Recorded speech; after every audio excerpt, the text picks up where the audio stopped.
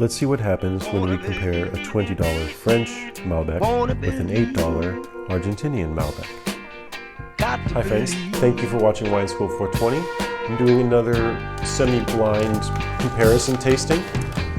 Here I have two different expressions, as the wine professional would say, of the grape Malbec.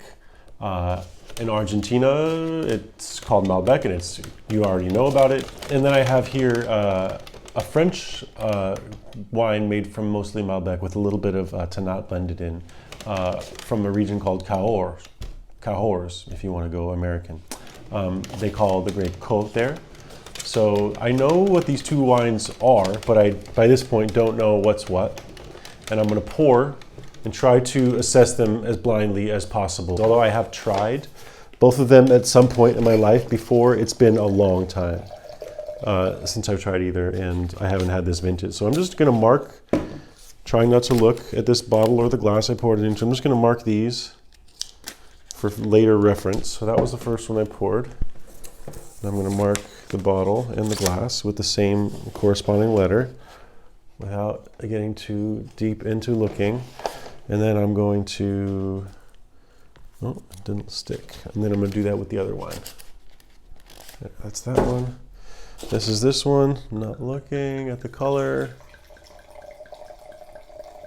Okay, that's that one.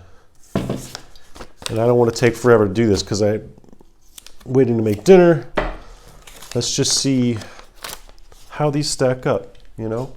Is it worth, I'm basically trying to investigate here for you guys, is it worth going out of your way to find a smaller wine shop, to find a more harder to find wine, and spending the extra 10 or 12 bucks to get something naturally made, small producers, trying to take my wine snob prejudice out of this as much as possible, and just assess them on their own merits, right? Okay. They don't look super different. One looks a little bit lighter, more clear would be wine speak, and this one is a little bit more murky, although it is still not completely opaque. Let's smell. Ooh. The first thing that I'm noticing is like a pungent mineral, slightly spiciness, almost like a peppercorn. Very ripe berries, ripe raspberries, blackberries, blueberries, that kind of thing. But this kind of like woodsy, minerally, that almost comes across as a spice on that, which is cool. Okay, this feels just like a more focused version of that. This doesn't seem as like rambunctious. It's just a little bit more contained. But yeah, exotic 5-spice, I want to say, and something kind of like toasty, almost like a toasted wood, toasty oakiness. But I'm not getting like sweet oak flavors. So normally I would think, oh, like this is the Argentine wine because it's aged in American oak most likely. It's not like jumping out at me with vanilla and coconut. But also kind of brooding and dark in its own way.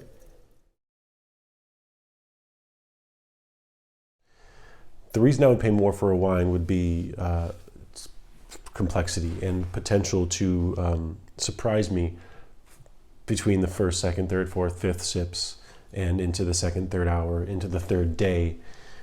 I put value in that. Whereas if it's the same thing on day one as it is on day 3, if it was great, but usually the more poorly made wine does not get better once you've opened it.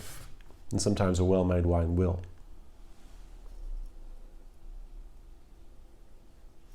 Okay.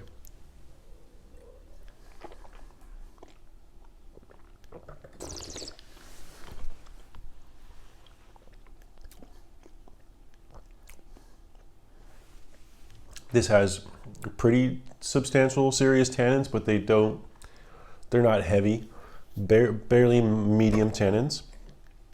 I definitely felt acidity, not in a crazy extent.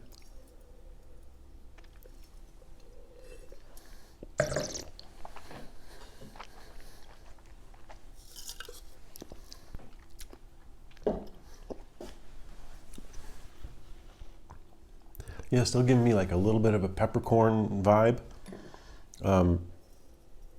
Pretty juicy, pretty friendly. I like that.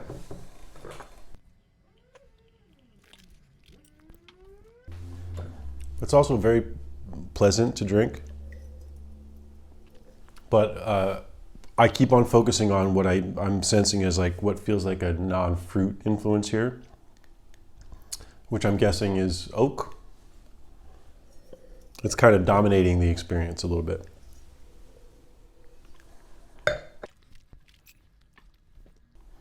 But still has like a rustic kind of earthy finish with good fruit. I wouldn't be like flabbergasted to find out either was either. I'm not like, although I do think this is the French wine and this is the Argentinian wine, I'm not completely sold on that. There's a real brightness of this wine, like a really like playful, perfumey,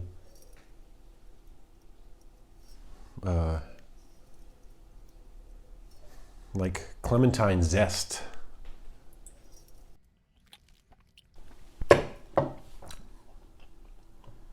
This is almost lighter on the palate than this wine. Really refreshing, actually.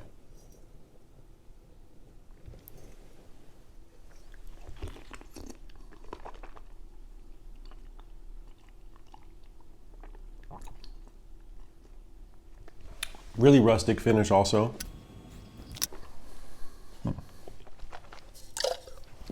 Yeah, I'm sticking with my instincts here because of the sort of less complex and more linear and, to my mind, almost like synthetic flavor profile of this wine. I'm going to guess that this is the Alamos Malbec.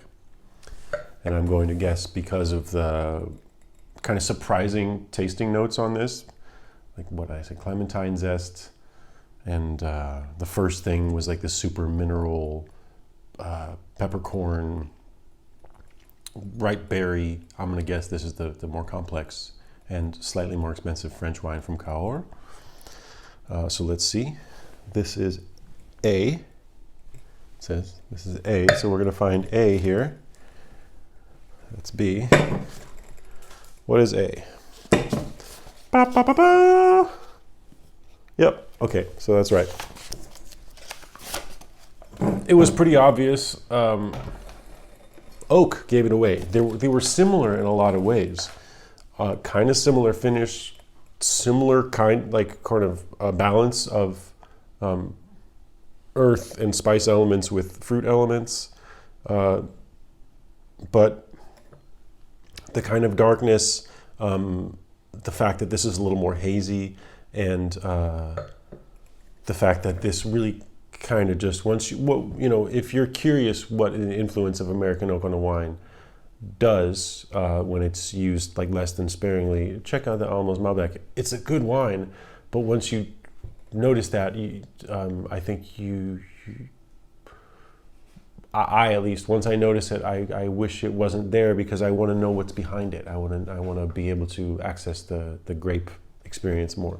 There's nothing wrong with using oak, but once it becomes a distracting feature rather than a supporting feature of a wine, it becomes a flaw in a lot of people's minds, and I would agree with that. So yes, it's a little more expensive, a little harder to find, but I think worth the extra money.